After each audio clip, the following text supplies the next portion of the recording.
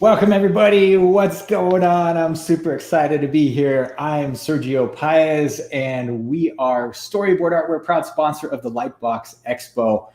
Welcome you guys. I'm super excited. I got so much to talk about and I can't wait to get started here. So I welcome everybody who's coming to this chat. You're seeing us on Facebook and maybe you're seeing us on YouTube. You might even be seeing us on our Lightbox Expo page that we have embedded there, our chat here. So one way to contact us, you can chat on Facebook or you can chat on YouTube, either one, and that'll get to us and we can all share the comments together. So if you're in the right place, you're at the Storyboard Art. Welcome to Lightbox Expo chat. We're going to go for about an hour. And in this conversation, we're going to talk a little bit about what we're doing for this whole weekend, what we have been doing for this whole week, which has been thrilling, just thrilling. I can't wait to get into that stuff. And then the lineup of what we're doing, and we're going to get to a Q&A. So I want to hear from you guys. I want to hear what questions you have on your mind. Welcome to anybody who has been doing the Drawing and Portfolio Challenge. So if you have questions about that, we've also opened our mentorship registration. There's been a lot of interest on that one this week, and it's just been phenomenal. The response is amazing, and I love connecting with story artists. So it's great to have you guys here. At any time you have a question, go ahead and type that in the chat and we'll see if we can get that. We'll pull those up on screen. So the first thing I should do is let me pull this up and give you the banner for our Lightbox Expo page. And you can see that on screen right now. It's the prostoryboardart.org/LBX2020. Now, if you go to that link, in fact, let me just copy and paste that and I'll put it up on screen because that's probably easier. Give me a second here while I pull that up. And that way we can share what we're going to do this whole weekend. So let me see if I can do a screen share because this is kind of what we're going to be doing the whole week is just talking about this stuff. And so it's just important that we get everything all squared away. So give me a second while I move my windows from one side of my monitors. As you can see, I'm monitoring my chat here. Now, hopefully you guys are all story artists and doing some really cool stuff because that's what it's all about. That's what we want you guys to be doing, and just learning and getting awesome at everything story related. So let me bring this up big. So this is the landing page we have for Lightbox Expo. Hopefully you guys have seen this. Now, announcement here. There has been such an amazing response from the Lightbox Expo this year that I think it brought down the servers. So the Lightbox Expo, if you go to that lightboxexpo.com website, the latest of what I've seen, I'm sure they're getting that up as fast as possible. But the Discord channel for Lightbox is really going off. So if you have any questions or any kind of comments or things to share, I think that's probably the place to do it for now. From what I hear, they're going to bring that up. They're going to bring that back up soon. You can find our stuff for storyboard art specific things on this webpage. And that's what we have here. So you guys are chatting on YouTube. Here we have the YouTube embed. I'm not going to push play there because you're going to get an echo if I do that. And you can see a couple of the events that we're doing this week. I'll be talking a little bit about each one of these. So the Drawing Portfolio Challenge and the mentorship. And you can still sign up for the Drawing and Portfolio Challenge. This is a free course. You can see the trailer there. I'll probably play that a little bit later for everybody. But this is the important part, is the event schedule. This is something that you'd want to take note of because what we're going to do this whole weekend for Lightbox Expo is just sponsor a lot of talks and focus on visual storytelling and getting better at doing story. Basically, that's what we're all about. And I've done a lot of visual storytelling in my career, and this is really some of the key learning things that I wished I had when I was starting out. This is what we're trying to do this whole weekend. So you can see that and look through that. We're going to be doing live streams all day today. So this is the first one, and then catch us at 3 p.m. for the next one. That's the afternoon stream. And I'm going to be talking about 5 key skills to boost your storytelling. And that's a little bit different from the Drawing Portfolio Challenge. So you might want to tune into that if you've been following us on that challenge event. Then we're going to do an evening live stream Q&A, and I got a special guest there who's going to come kind of co-host that with me. My good buddy and excellent, amazing comic and story artist, Wahab Algarmi. So he'll be here with us as well. And then Saturday, we got a great initial event, which is this kind of roundtable talk from a bunch of good buddies of mine, just ultra talented story people. That one is not to be missed. I really think it's going to be the highlight of our storytelling weekend that we're doing for Storyboard Art. And you can see the rest of that. Again, we're going to have multiple streams on Saturday and just 2 on Sunday. But Sunday, we're also inviting our good buddy Nick Sung, and he is this year the co-instructor for the mentorship. So we'll be talking a little bit about that. So let me move my screen again. And I'm going to be doing all kinds of stuff, sharing things with you, and hopefully even doing some demos. You can see my Cintiq in the foreground here, and that's always some cool stuff that it's fun to show those things. All right, so let me get to talking a little bit about, this is kind of the intro of what we've been doing. This whole week, we've been warming up a lot of people that have been following us in the Storyboard Art community with the Drawing and Portfolio Challenge event. Now, this one, the response has been amazing. Now, I apologize if I have not gotten to your submission yet. I spent many hours yesterday emailing people directly and going over with notes on some of the stuff they've done. I've been blown away, just super inspired by everybody who's participating in this. And I think all of you guys can see just the quality level is great. Where are these guys coming from? They're coming out of the woodwork and bringing some awesome competition to all of us. And I say that in a good way, because this is a family of artists here, and we should all support ourselves as story guys, because it's great to see everybody doing quality work. This is what I say when it comes to story, is that everybody has their unique style when it comes to storytelling and their unique take. It's kind of like handwriting. Everybody has their own unique handwriting. Same thing goes with storytelling and the way that you're going to elaborate a scene and knock out some really cool storytelling panels. So I think you guys are seeing that. And the way you can see that is in our Facebook group at Visual Storytellers United. So click on any of the links that we have on that landing page I just showed you, and you're going to see that there too. Big shout out, I should say, to the guys that have been super active. And I just want to call out some of our former mentorship guys. Chad Pickrell has been helping us behind the scenes this whole week with the Drawing Portfolio Challenge. So thank you, Chad. You're awesome. And then I want to give a big thanks to Jean-Claude De La Run. Big JC, I see you posting all the time, and you're also a mentorship alum and a very talented story artist yourself. So keep up the good work, my friend. And I love seeing everybody's posts. I should also mention, I should give a big shout out to the Storyboard Art crew, because I don't do this alone. We have a big team of people helping us out. So thanks to Keely, Dar, Wahab, and my good buddy Anthony, who I just got some messages from him this morning. So big shout out to you guys as well. All right, let's get into what we're talking about here. Now, I want to recommend a couple things that you want to do for this Lightbox weekend, okay? The big one you're going to do, now let's assume all the servers are working great and you're going to connect with people. Imagine that there's just this big group of artists that all of a sudden you get to participate in. What's the first thing you should be doing? One, you should be connecting with them. That's so easy to do nowadays with social media. You want to get on your social media and just exchange your contacts. And how about we do that here? I would invite all you guys in the chat to do the same. Do you have any cool images to show? Maybe you can grab that the Facebook post that you did in the Visual Storytellers United page for our Drawing Portfolio Challenge. If you have something you're proud of, just grab the link. Each one of those posts has a unique URL that you can copy that, and you can paste that anywhere. You can paste that in your LinkedIn. You can put that in your blog, whatever you're doing. The thing is, you want to connect with people. This is all about the networking stuff. I didn't understand this when I first came out of school as a story guy, and I had to kind of figure it out the hard way, like the school of hard knocks, right, as we all say. And the internet was not as well developed when I came out of school. I'm kind of dating myself, But yeah, it's true. And I've been at this for a number of decades. And after a while, you kind of figure it out by banging your head against the wall so many times. And I'm telling you, the network is huge. Why? Let me tell you why. Because you're going to get a job through your network. That's the way I've gotten most of my jobs. It's by asking people what's going on, connecting with others, and seeing what's hot in the industry. Those are the people who are they're going to really help you out. Now, you do this in a positive, collaborative way. You're not out there to be sneaky and like get an insider tip from somebody. It's just an organic, natural feeling. I think as artists, we all have similar interests. I hope you guys all like watching movies. I hope all you guys like drawing and telling stories. That's the kind of stuff that we do. And because of that, it's easy to connect with other people who have like-minded interests, okay? So that's a really good way to do it. Now, so the networking that's going to happen, this whole Lightbox, is really something you want to do. So if you're in any chat, if you go to the schedule for Lightbox, the stuff that we do, absolutely, we want to be connecting with each other.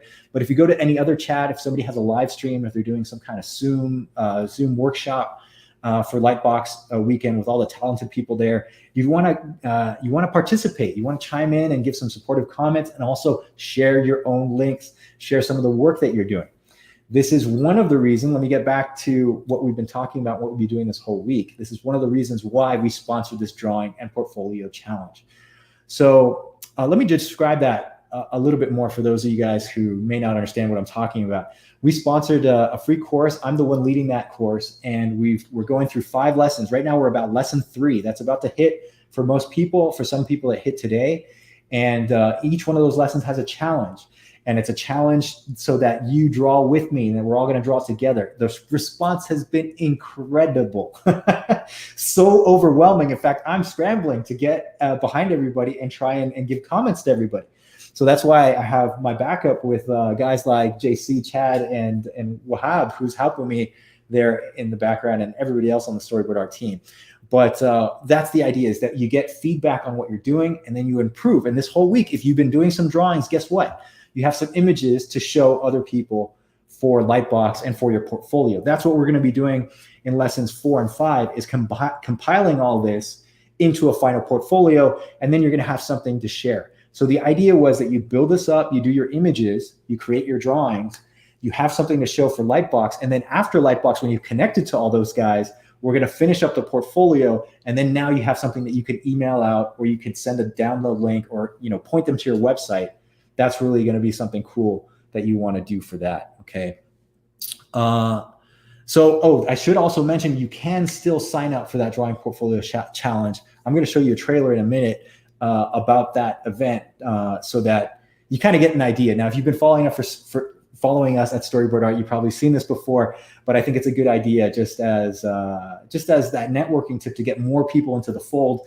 It's been amazing. There are hundreds and hundreds of artists participating in that event. It's truly flattering and mind-blowing, okay? Now, I should mention about that as well, that this weekend we're going to be busy with Lightbox. So I have a number of live chats that I'm going to do. So if I'm a little bit slow on the response, please forgive me on that. But I promise I'll pick it up on Sunday and Monday and next week when we continue through lesson 4 and 5 with that challenge event. So we still have a little over a week to continue this challenge event. So if you're just starting with that, or you just signed up today, it's the first time you hear about it, don't worry, you can still do that, okay? And really quickly, let me do this. This only takes, I think it's only 30 seconds, the trailer here. Yeah, or if it's a minute, let me play this for you guys, and hopefully it'll get excited to draw.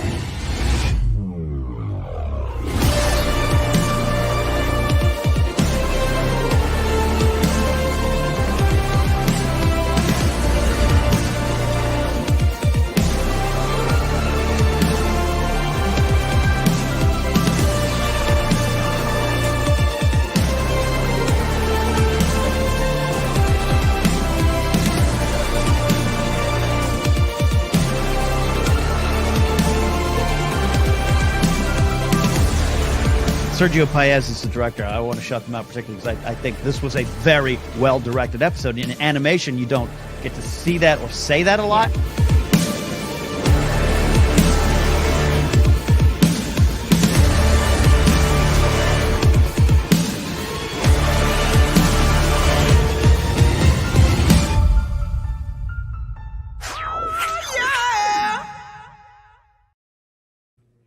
All right. Yes. Hopefully that gets you jazzed up. Now you saw me all over that. Why? Because that's a lot of my work. Okay. So I'm gonna I'm gonna talk a little bit about that because I want to give you a little intro about who I am and what I do.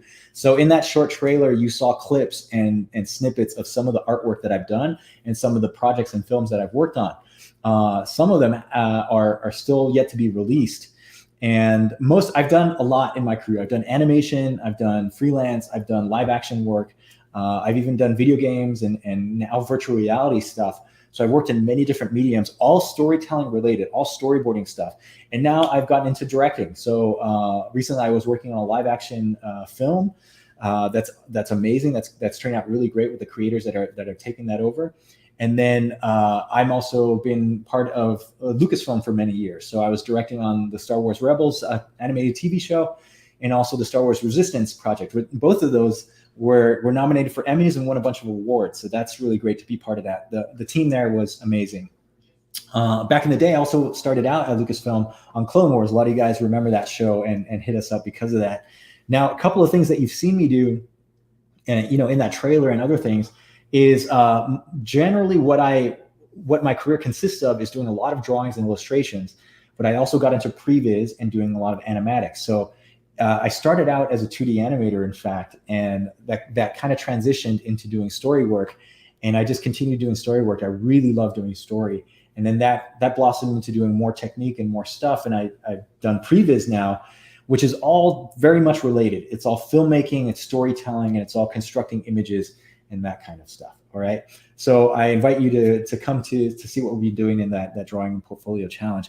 Now, the other thing that I want to mention is if you guys have any topics or any things that you're struggling with, that you want to be improving on, that's the kind of stuff we want to hear about, because we're all about helping others and pointing you in the right direction. Now, I may not have the answer. I don't have all of the answers. In fact, I'm still learning. I always say student for life. Okay, you want to be learning forever as much as you can. That's why I talk about having an art routine and a drawing regimen, so that you're always practicing your work, practicing your anatomy, your perspective, your solid drawing skills. That's always a constant thing that you should be doing. Okay, and if we don't have the answer, maybe we can point you to other people that do. The way I've learned is by being mentored by others.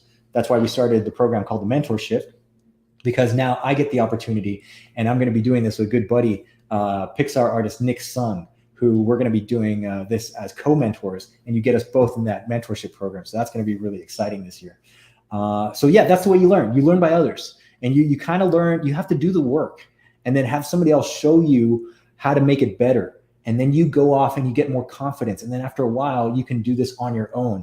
And you start creating your own style of filmmaking and storytelling and understanding the structure, how to break things down. So it's a lot of art skills, but it's also a little bit of story structure and writing and understanding the concept of how to create a story, how to piece together a beginning, a middle, and end. And that's why I say, as a story artist, you're very much like a mini director, because you have to take responsibility for your scene and then actually see that all the way through, and make those decisions, and be bold and be courageous and do something that pushes the envelope. That's why I love story. It's a thrilling thing that you can get into. I love animation. I love the technical part of everything we do, visual effects, all of that stuff. But to me, the being able to manipulate the full picture of the story, there's just nothing else like that. You sit in a room with people that for the first time get to see what you've constructed, basically, and they get to react on a scene that you made, and it's just so fun. It's so thrilling. It really is worth everything to do it. So all the hours and all this passion that we put into that stuff, it really is worth it. All right, my friends. I think I want to get into the chat here and answer any questions you guys have, because I think there's a lot of stuff that we're going to be talking about this whole weekend for story. And just in this opening chat, I thought it's a good idea to kind of let's get into the habit of talking a little bit about story as well.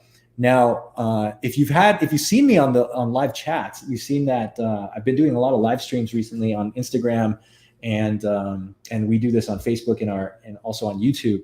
So it's great to connect with everybody. But this is an opportunity, hopefully during Lightbox, where we can extend that to other people that may not be kind of in the story art discipline. So maybe you're a concept designer, maybe you're a character designer, maybe you're an animator, Maybe you're a visual effects artist or a writer.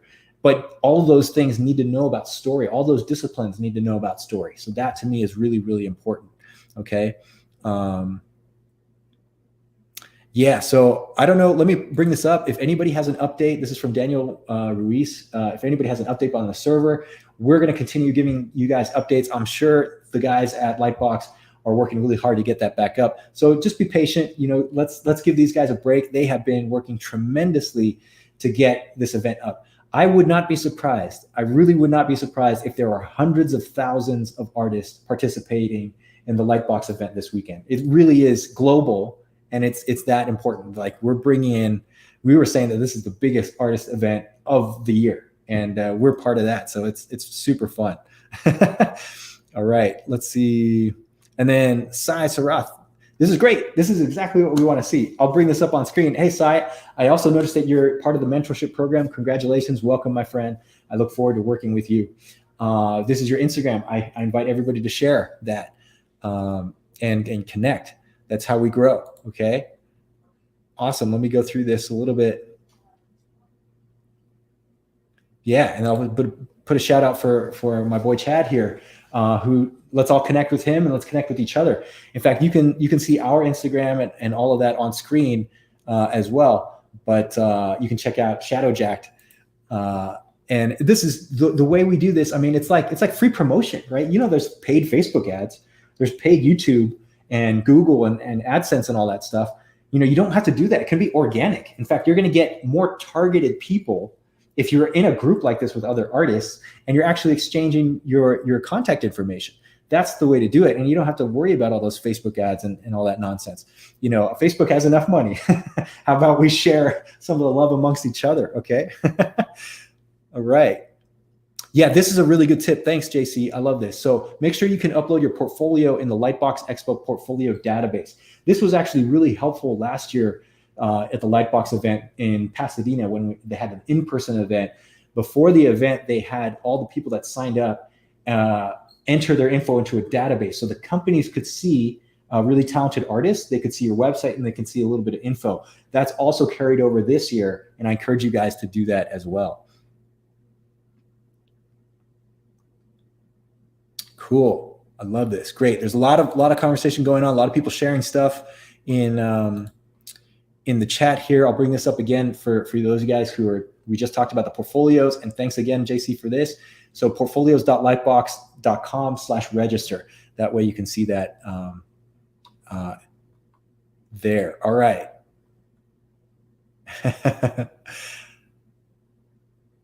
Yeah, I love this. So I just seen the first lesson today. I want to join the challenge.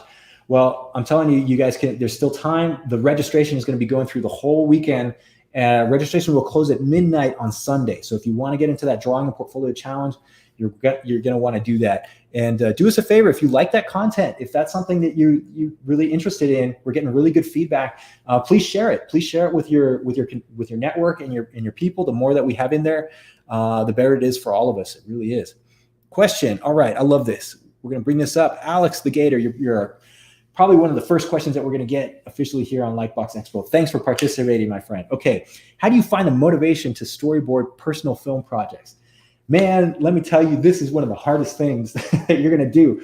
It seems like when somebody pays you and they schedule you for a job, there's like a little more seriousness, and it's almost like you're on the hook. And so you owe them something, right? Because now it's like your professional word is on the line. So you get up early, you're there, you're like on point, you're doing your work, everything is awesome. You're giving your 100% effort, but you're doing work for somebody else. Now you're doing it because you're getting paid, right? But when it comes down to doing your own work, you come home, you're tired, right? You're hungry. You've spent the full day working on somebody else's stuff. And then now all of a sudden you have to pick up the motivation to do your own film or your own project. That's really, really hard. It's a lot harder than most people think. That self-discipline thing is just really, really difficult. So what are some suggestions for this? One, I would recommend highly that you get some kind of partner, a friend, some kind of coworker, or just a good art buddy to kind of be either participate with you or be an accountability partner. That's somebody that's gonna at least be there when you say that you're gonna do something in a month. Well, then have some milestones, break that down into little pieces, and then have that person confirm that with you, and then they're just going to be like a check-in, right? So if one trick is to have these guys, if you can do this, that kind of partner would, if you're going to break this down, let's say on weekly milestones, at the end of the week, you show them what you've done, and just tell them what you had planned to do. And so they can repeat that back to you. They say, well, you told me you were going to do 100 panels this week. How did it go? Can you show me those 100 panels? And, in a friendly way. And then so they almost become like your pseudo producer. But that accountability is really, really key, because then you feel like you're on the hook again, like you would in a professional job. Okay. The other trick there to do your personal film is to really block out the time so that you can give yourself the window of opportunity to do it. So if you're doing it just on nights and weekends, that thing could extend forever and ever. And that might be the only free time you have. But as long as you're consistent with it, that's great. But if you can set out a window of time. So for example, if you have a full-time job and then you get 2 weeks out of the year, well, maybe you take a week for vacation, take that for yourself. But that other week, 40 hours, you can get a lot done in 40 hours. If you spend that vacation, stay at home, or if you actually end up going somewhere, but you lock yourself in, you bring your computer, your Cintiq, your laptop, tablet, whatever you got to do to create that artwork, and you sit down and you knock it out, because otherwise you're just not going to get it done. One other recommendation is that you join our community here and let us be the accountability partners for that too. There's a funny kind of story that I heard that you would pay somebody, like you can actually physically pay a friend. You give them something significant, like you give them a couple $100, or give them $1,000, which is that's a lot of money for most people, and you give that money to your friend up front, and you say, if I do the work, you give that money back to me, but if I don't do the work, you get to keep it. Okay. So hopefully it's a trusted friend, but that means if you don't do the work, you're going to lose $1,000 or something significant, right? Even $100 can hurt. Even $10 hurts, man. I don't like losing any money. So that's one way to just make yourself accountable, because when there's money on the line, people get serious. Okay. So good luck on that. I hope that's going to work out. Okay. Cool. Oh, I would mention this. This is a great question. So from Renata here, I'm not sure if you said it earlier, but I would love to know what day there's a chance to show our portfolio with you guys. Let me look real quick on the schedule. And we are having a portfolio review. So let's see. This will be on.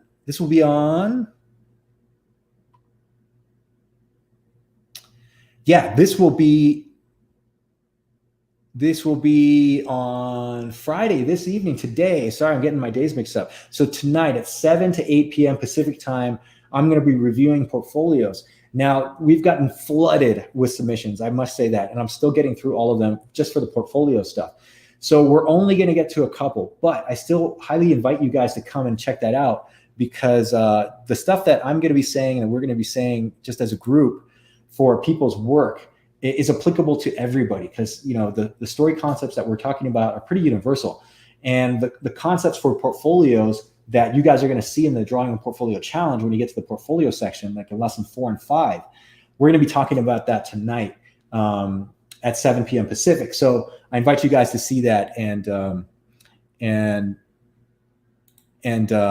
hopefully you can follow along there. All right, great question. Let me go to the next one here.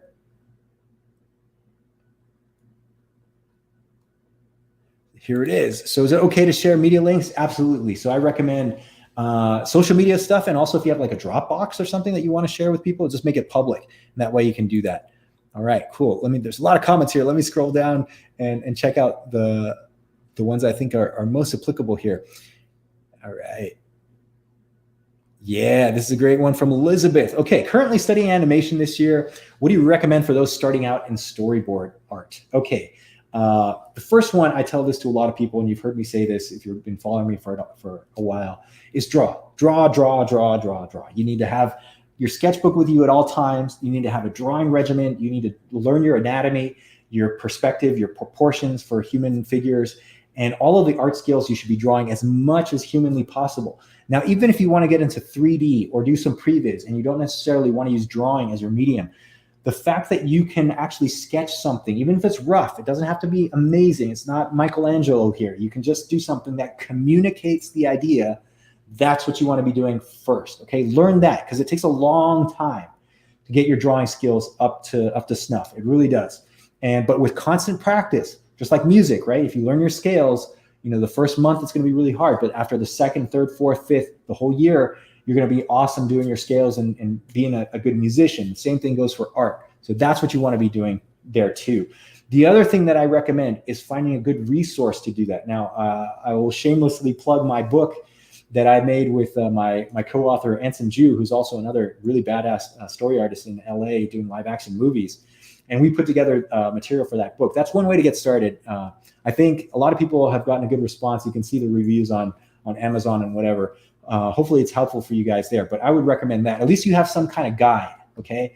And then thirdly, and this is another shameless plug, I would say go to Storyboard Art. That's what we're here for. We're talking about visual storytelling. We have a lot of free resources. So if you're just starting out, you don't have a lot of money, maybe you don't have a lot of time, or you're still in school and you're juggling a bunch of things, you can see our videos and our content. Most of that stuff is free. Now, we do sponsor paid classes. Like if you really want to level it up, well, come to the mentorship. And that's where we're really going to get serious and talk about how to boost your skills for the professional level. And then also, I would recommend, even if you're starting out, this is a great chance to do it. Join the Drawing and Portfolio Challenge. Okay, also I'll repeat that one there too. Thanks for the question. This is a great question, a technical question. I love this. So Sai is asking, I am planning on investing some money on a new tablet. Is it worth getting a display tablet, or a normal pen tablet is more than enough? You're gonna have to weigh how much money you have and your finances here, because I think my basic recommendation is you get something that you can draw on. That's all you need. So if I can turn this to the camera a little bit, you can see my screen and how I'm projecting here. But this is my Cintiq monitor. In fact, let me close all this, and I'll just show you real quick. This is what I use to draw on. This is a 24-inch Cintiq. It's a number of years old, and I'll pull up Sketchbook Pro, and then I'll show you. This is the basic thing that you need to draw with. Okay, you basically need this setup and have this kind of digital drawing monitor for that. Now, again, this one I got it new, but it's a number of years old now. In fact, you can get a used one that works just as fine. There's no reason why you have to spend a bunch of money on new equipment that maybe you can't afford right now. Okay, so I highly recommend you don't get into debt or any of that stuff. Another good recommendation here would be to get a tablet. Like an iPad Pro is amazing. It's really, really good. I know a lot of artists who are using the iPad Pro to do work. They use Procreate. You can use Photoshop with the iPad app, and you can use Autodesk Sketchbook in an app on there. And I think Manga Studio Pro is that one that you can use on an app instead of a desktop. But anyway, that's enough. That's a little bit less expensive than throwing down for a big Cintiq. But the other thing I would recommend too is a Microsoft Surface Pro, which is a small tablet, and that one is actually a computer. It runs Windows, so I really like that because I use Windows. I use the Adobe Suite, and I can edit things on there for After Effects and all that. And I recommend that computer if you're going to do if you want to draw. Now I have a desktop setup, and I have my desktop setup for my Wacom. So this is like the big beefy setup. But if you're just starting out, you want something portable. Go with a tablet or go with a tablet PC. There's a couple of cheap options that you can do. And my go-to for getting computers, my friends, is actually Costco. For those of you guys who are out in the US. Now, Costco has an incredible warranty. They give you at least 2 years warranty on a new computer, and their prices are pretty damn good. So you might check that out, all right? Amazon is also great for that. All right, this is a great question from Nick here. All of my stuff in the portfolio is as an animatic. Is that a problem? Should I add more traditional sheets? Yes. The answer there is yes. If you have really awesome kick-ass animatics, that's great. But this is the recommendation I still give to people. You still want to have a PDF portfolio, and it's a digital version of your printouts, let's say, and it has a bunch of storyboard panels on there. Because that's still, the studios still want to see your still panel, your drawing, to see how well you're drawing, your composition, your perspective, all of those things in addition to your timing and your animatic stuff. Because I think what happens in an animatic, you can kind of get by having a little bit sloppy storyboard panels, but there's no hiding a storyboard panel if you actually, make a PDF or put it on your portfolio. People can stare at it for a long time. You really need both to apply to companies and studios. So that's one recommendation there. If you go to, coming up in lesson 4 and 5, I show how you do that in the Drawing and Portfolio Challenge, and that's what we're going to be talking about. We can talk about that a little bit more this weekend. So that's something really cool. Great suggestion here from JC. Procreate on the iPad Pro, you can use Clip Studio Pro. So I was confused about the name there. Manga Studio was what it used to be called. So Clip Studio Pro, I've heard really good things. I haven't used that personally, but I've heard really good things. I've seen Procreate, that's really good too. And so this is a good question from Miguel, is for the portfolio review today, can we use a mix of personal work and the assignments? Absolutely. Whatever you have to show, I'd love to see it. If it's in a portfolio format, that's kind of the goal and the idea, but I love seeing artwork. So whatever you have to show would be great. Cool. Let me just, this is another good question about the portfolio review. So Aloka 2000 here. So is it possible to submit my portfolio for a review, even if it isn't very updated? Also might as well plug my Instagram. You better, there you go. Everybody should hit him up at ratfaced_96. Okay. Yes, the answer there is absolutely. Even if it's not your current work, at least you're going to get some feedback on what you're doing. Now you might know that you're going to hit those images again and give an update. That's totally cool. But the idea is that you at least get some notes or some kind of comments from outsiders. Okay. Now, it doesn't have to be me. It could be other art people that you trust. It's just the idea that you have a guide and other people's opinion to improve your portfolio presentation. I should mention that too.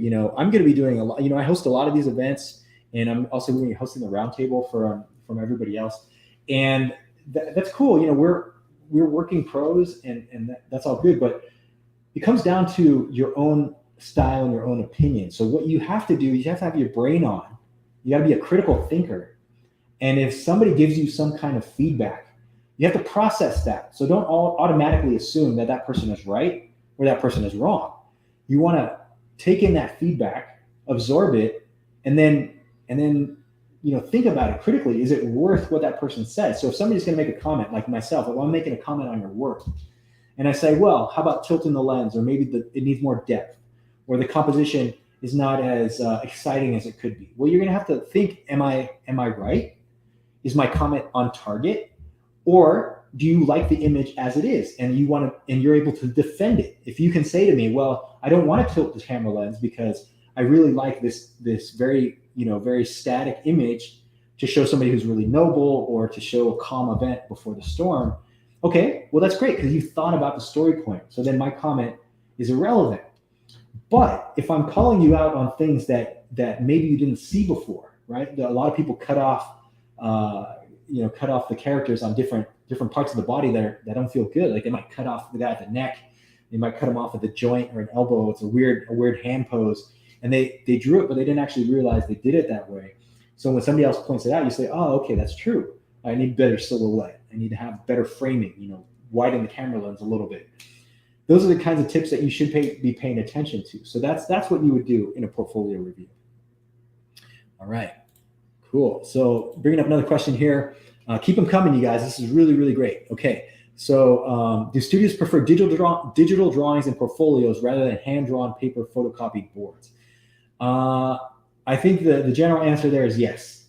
Okay, now it didn't always used to be that way, but the times have changed. Everything's gone digital, especially for production work. Production studios working on any major film, most likely you're going to be doing digital work. It's very rare, unless you're working on location. And even on location, people bring their tablets. They're charged up and they're ready to go. I still work on paper, but for professional stuff, I rarely do it because it's so much easier to work on a number of layers, without having to scan those in, and you can manipulate things. So if somebody says, "Oh, that foreground layer I don't like," can you rotate that? You go back into your program, open up the image, do a change in 3 minutes and then export out that drawing again. Whereas back in the day, what you had to do is like cut, make a photocopy, literally on a photocopy machine, cut and paste, and then blow it up, rotate it, whatever you have to do, and then redraw it if it wasn't acceptable. So it's really not. I don't advise you to do hand-drawn stuff. Now, for any of the events that we're doing, the Drawing Portfolio Challenge, even the mentorship, if you really want to draw on paper, that's great, but you're going to have, you might be at a disadvantage as far as speed and also just like legibility-wise and some of the techniques that we're using nowadays, because you can duplicate, copy, rotate, scale, all of those things instantly, whereas if you're doing them on paper, you have to do that manually. So I've done both, and I have come to the conclusion that the digital tools are really there for our advantage. So think about that. All right, this is a great question here too. As I bring that up, let me have a sip of water, my friends. Cheers. Okay, what do you think about drawing in VR for storyboarding? This is, I think I mentioned this a couple of times because I've done a couple of VR projects and I've storyboarded them out. Now, what's hilarious about VR to me is that when it came out, oh man, they've changed cinema. Now it's VR. Now you can see everything 360 degrees and cameras. I don't know what we're going to do. It's like there's no frame. And I thought to myself, that is such bogus. You haven't changed anything. Like, cinematography, visual storytelling has not changed one bit just because you change the medium. And just because your camera can see more and that the audience member can actually look around does not mean the focal point of the shot has changed, right? The storytelling concept has not changed. So I get into these heated discussions with some buddies because I think it's bunk. So you can still have a frame. You will always have a focal point of your shot. And if you don't, you're doing something wrong. Because there's no reason in throwing something out there that makes no sense visually, that has a sequential order, that's a beginning, middle, and an end. And it's just people in an area. Then you're talking about a concert that you could put a 360 camera there, because there's no story. What I'm talking about is story. In a story, you have to construct the focal point of each and every shot. There's a story point for each and every shot. And it doesn't matter if you can see 360 degrees or not, you're still going to have that story point. So you're going to have to describe the camera angle in the proper form. Now, the way you draw it, that could change. You could have a frame or not. You could do it in a really bent equirectangular format, or you can do it in your normal 16:9 format. Here's what I would do for VR, just to keep it simple. Use a widescreen format. It could be like a 235. That's enough. And then just do your normal storyboard. And then if you have to expand the background to show other things going on, that's fine. But if the focus of the shot changed, like all of a sudden something comes in from screen right or screen left, and then you have the character pan that way, then that's, then you've changed the focus. Do a new storyboard in that case, right? And actually show the pan that you're doing in the storyboard. So yeah, drawing from VR is pretty much the same as I would do any other project. Now, a couple of things that do help is if you do previs and you bring this into like a game engine or a Blender program, a 3D engine will help a lot, because you can bring in 2D cards and 2D boards, and then you can have them in a 3D environment, so you can easily move the camera around if you're doing these kinds of VR tricks. So that's one way to do it. Yeah, give us your VR experience there too. All right, let me work our way down here. Great questions, by the way. I love this. Now, this is so applicable. Now, we're going to be talking about this too, especially in the roundtable. So Cesar here is asking, how viable is a remote work career in storyboard? I live in Mexico and I want to start working in more international projects. Do you have to move to LA, London hub to have a start? That used to be the case. My answer today is no. And I think you guys can all respond. You might want to mention where you're from, but I know a lot of people that are spread out all over the world. And I'm actually not in LA. I'm not in San Francisco anymore. I'm actually in Scottsdale, Arizona. And I built up a network. I can do my work and do freelance. And with a good internet connection, you can beam out and send your work to everywhere. Now, if you're in Mexico, I know in the capital, in DF, you can actually, there is a film community there. I've met those guys because I worked on a project down there in Mexico for the Little Boy film that I worked on.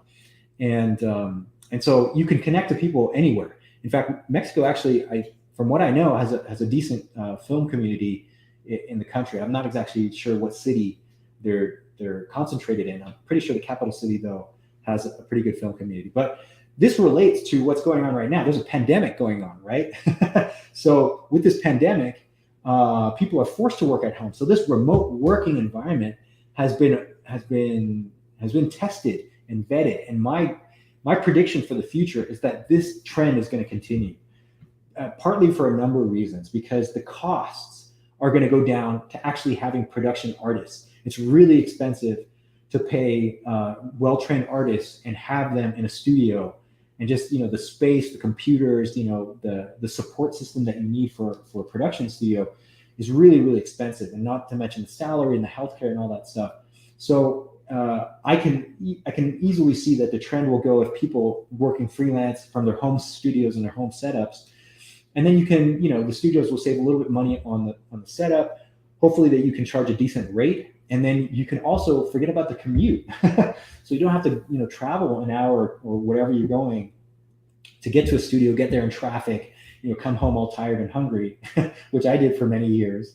So that, I think, is a positive trend that we're seeing as a result of some of the stuff that's going on in this pandemic, right? So how do you do this? What you do need to do is connect with people like we're doing here at Lightbox. You want to make those connections, make your network, and at least get yourself out there, that people know your work exists and that you can charge a competitive rate and that you're going to do a good job. That's the most important thing, is that you're going to solve people's story problems. You're going to solve their problems and create a really cool project for them. And by doing that, it's going to make it worth the money that you're charging them for. And they're going to be overjoyed to pay you, because, again, trained story artists are really hard to find. So yeah, hopefully you guys can share some stories about this, but I really do think that you can work from anywhere nowadays.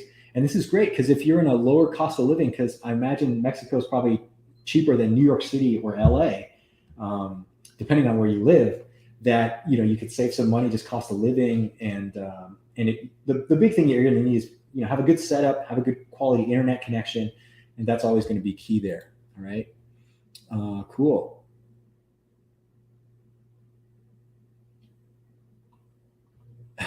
This one's like a low. This one's like what do you call that? A slow lob, like an easy question here, a softball, right? Are there any online courses provided by you about visual storytelling that people can attend so that they would be ready to get jobs in the industry? My friend, you just gave it to me on a platter. Like, the first thing I'm going to say is come to the Drawing and Portfolio Challenge that we've been talking about this whole event. And then if you like that, come to the mentorship, man. Our mentorship for 2020, the registration is open.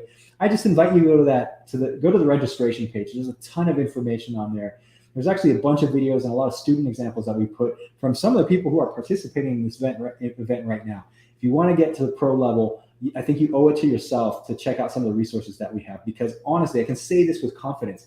I don't know anywhere out there in the world, I'm going to be bold like that is doing what we're doing with the mentorship. We got 2 ultra pro mentors, myself included, humbly, but our good badass Nick Sung is participating, and we're going for a year long in this course, and that's going to get you prepared and get you ready. And I love seeing the responses that we have so far for the people that signed up, and even past mentorship students have been posting their reactions there, and it really is satisfying for me to know that we've done a good job to train people and get them ready for the pro storytelling. So anyway, check that out. I'm going to do that's enough I'm going to say, because you're going to think I'm trying to do a sales pitch here. All right, let's move on to some other questions. I love it. We got about 10 minutes left. So any questions you guys want to throw in there, let me know. We'll see if we can get to it. Now, I should also mention that this whole talk is being recorded, and you guys are going to get to see the replay. So if you can't catch this live, any of the talks this weekend, you can always see the replay on our social media. It's going to be posted on YouTube and Facebook after the fact that we do these events. All right. Yeah, I love it. Nick is saying, yeah, remote makes so much more sense. And I hope the suits get it soon. Yeah. I think there was there was a fear in doing this kind of remote working because many studios felt the productivity would go down. And also they were afraid about confidentiality and can they keep things secure. And I think in these times, I know many production studios, I'm in touch with a lot of the guys, and we're going to talk about this in the roundtable event, that they have been just as productive and the flow of work has continued, and the security issues with technology now, those problems are pretty solved. Everything is really, really solid. So I don't think that is much of a concern nowadays. And so, yeah, let's support that. Hey, big shout out to my friend Josh. I always screw up your name, Agamalong, right? And you were a past mentorship student. I love hearing your replies that I've been seeing in the group. I hope you're doing well, my friend. Keep it up.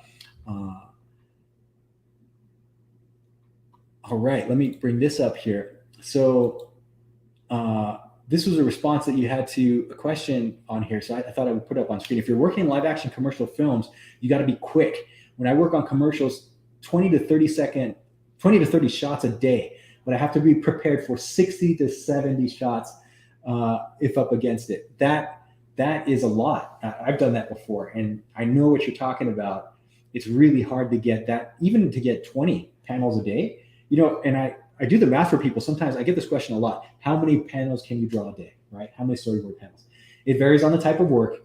It varies on the project.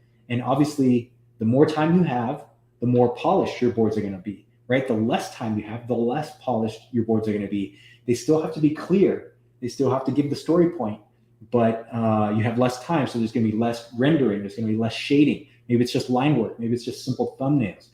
And that's what ends up happening if I have to do 70 boards a day, right? Like you're probably, familiar with that, Alex.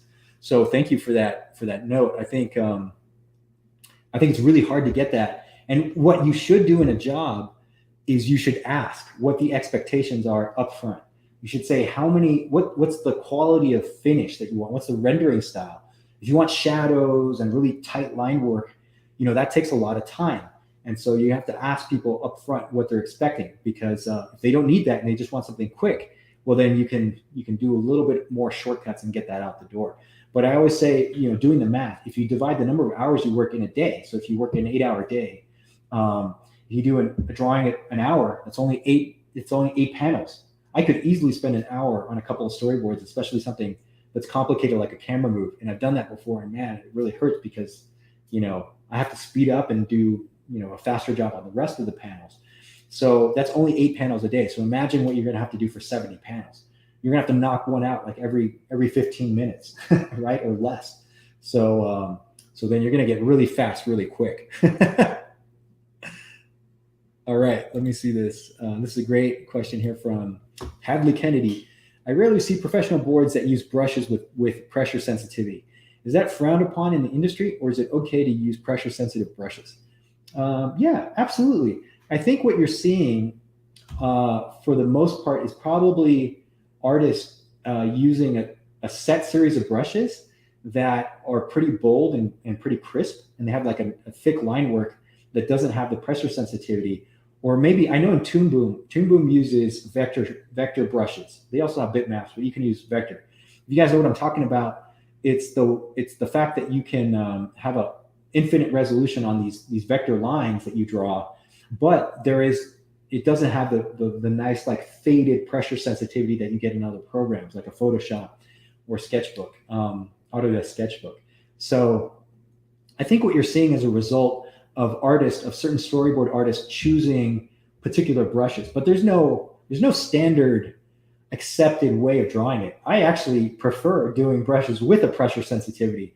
I use a thinner line than most people, in fact, when you see my boards. That's good and bad. It's kind of bad because sometimes my compositions don't seem as bold, like there's not as much depth in the characters that I draw. And sometimes I have to go over with a second line to make those things pop out with a nice thick, bold, clear line.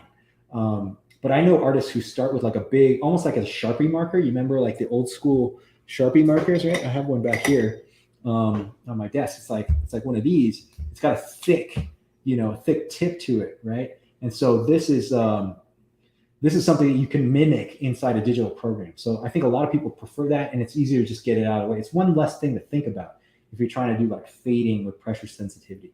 But no, you can draw whatever you want. I think the main thing you want to remember is to keep your drawing clear. The story point, the composition, and everything you put in that composition has to be clear. Okay. Hopefully that makes sense. All right. Let's go here to Rachel has a question. Oh, I lost it in the feed. Give me 1 second. Let me find that again. Oh, I love the conversation, by the way. This is amazing. There's tons of comments. So I just lost the one that I was going to bring up here. Let me see.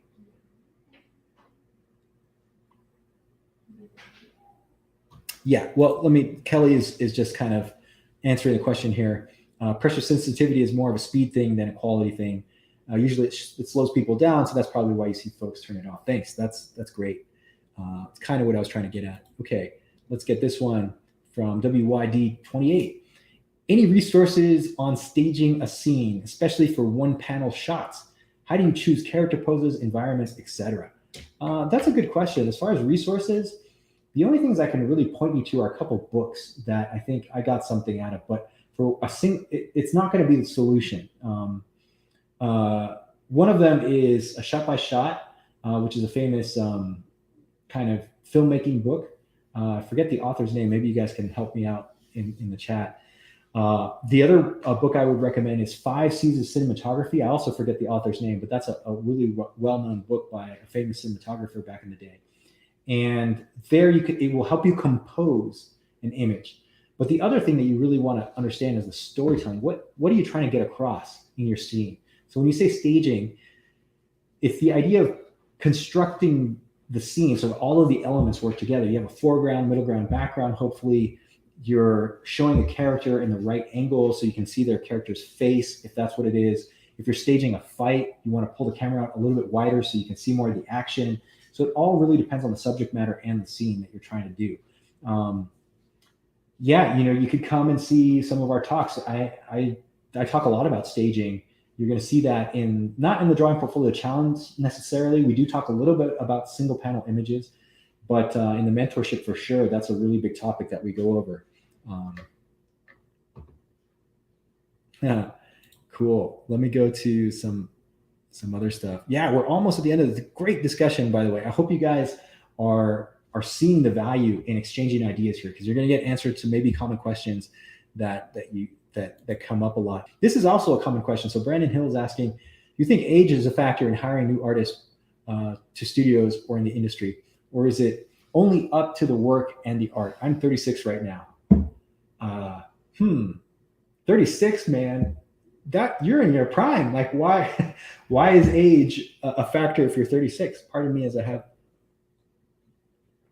have some water. You might be referring to the fact that maybe you haven't actually gotten into storyboards and you're 36 years old.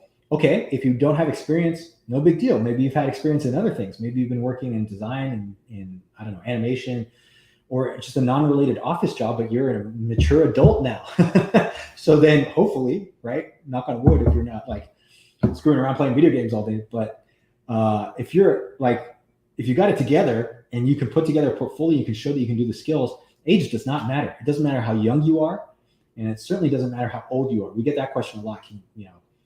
If you're in your 50s, 60s, 70s, man, I don't care. I've worked with people in their 70s, and they're awesome, like incredible badasses. Like these guys were like, you're bowing down to these veteran people. That's where I want to be. That's what I'm shooting for, to be like that. They're my heroes.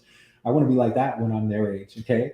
And so yeah, age is not a factor. You just have to have the skills. So yeah, it's up to your work and your art. In fact, I wouldn't tell anybody your age. It doesn't matter. Who cares? Right. It might be cool that, we're actually getting people a lot of young artists are coming to see us with some of the challenge events and everything else. There was an artist that chatted with us the other day that was 14 years old. In the last year in Lightbox, a 16-year-old came up, and this girl was awesome, and she wanted to get into storyboarding. So I love seeing the younger artists that come out there. Yeah, for sure. I love it. Thank you, Kuro. You're repeating what I'm saying here. You're still young. Yes, I think we're all still young. If you're doing art and you love movies, that means you're young at heart. Okay, and that's what's important. Okay, cool. Let me see. I'm sorry. There's tons of questions going on. I love the interaction, and also you guys are answering a lot of these questions before I even get to them. So that's great. Keep that up. This whole really cool interaction. Let's see here. Yeah, the feed is going back so fast that I don't have a chance to catch up to this. All right.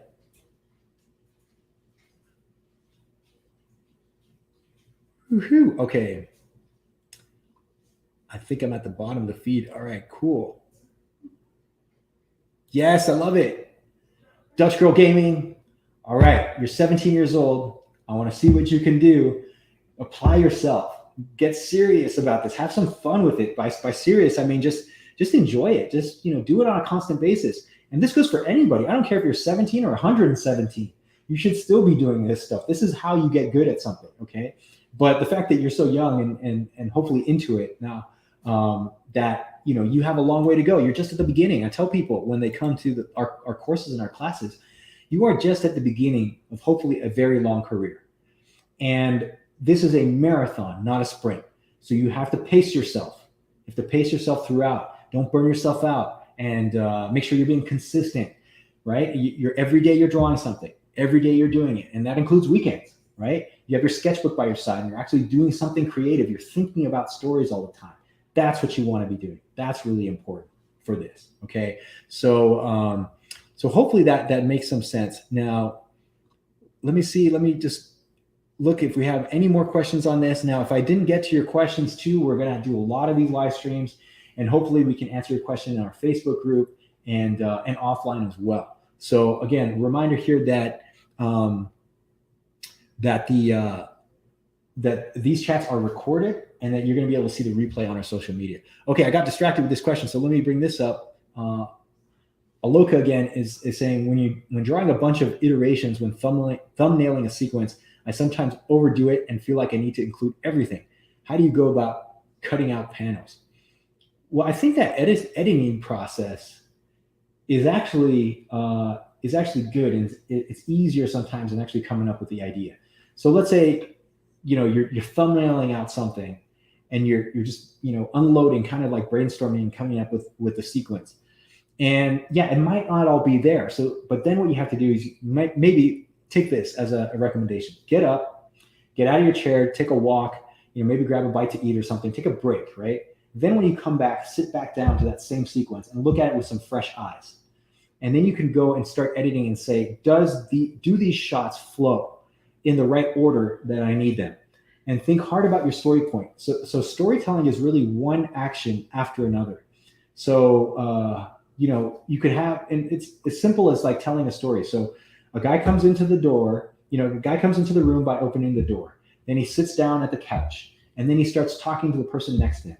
Then he grabs a drink, and then he goes up and he walks to the kitchen, right? That's a series of statements. It's a series of actions.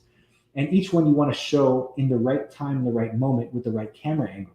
And that's how you have to break these things down kind of logically. Now you do this with drawings, and I'm just saying this out loud, but that's how you would break it down. Then you do the editing process, and hopefully you whittle it down to the most efficient and the most accurate representation of what you want to do for your story. That's kind of the big theory of how to do it. All right. All right, guys, I think that is a great place to kind of end this one. I will remind you that we have another talk coming up at 3 p.m. This afternoon, my time. And let me just bring up the schedule and remind myself what we're doing.